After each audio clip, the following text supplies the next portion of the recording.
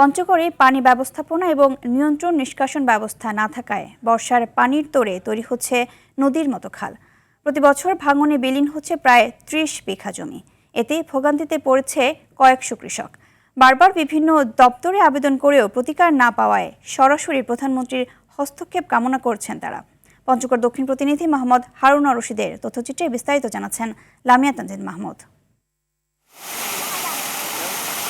পঞ্চগড় সদর উপজেলার লাঠুয়াপাড়া সিংপাড়া দমনি গ্রামে প্রায় ২০০০ একর জমিতে বিভিন্ন ফসলের আবাদ করছেন কয়েক হাজার কৃষক। বর্ষাকালে উত্তরে ধেয়ে আসা পানির তোড়ে কৃষি জমি ভেঙে তৈরি হয়েছে খাল, যেখানে প্রতি বছর বিলীন হচ্ছে প্রায় ৩০ বিঘা জমি। ভাঙন ঠেকাতে সরকারের বিভিন্ন দপ্তর সহ জেলা প্রশাসক বরাবর আবেদন করেও মেলেনি সমাধান।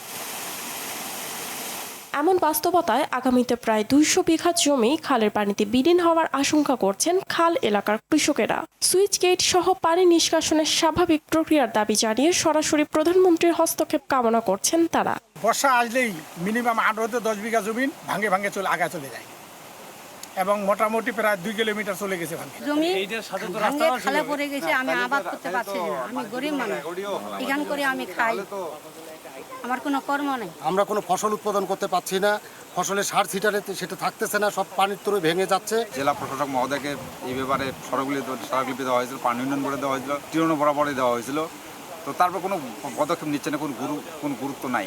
ভাঙন কবলিত এলাকা সরেজমিন পরিদর্শন এবং সমীক্ষা করে প্রয়োজনীয় ব্যবস্থা গ্রহণের আশ্বাস দিয়েছে পানি উন্নয়ন বোর্ড। প্রাকৃতিকভাবে নালা সৃষ্টি হচ্ছে, ফলে কৃষকের ফসলের জমি প্রতিনিয়ত ভাঙনের মুখে কবলিত হচ্ছে।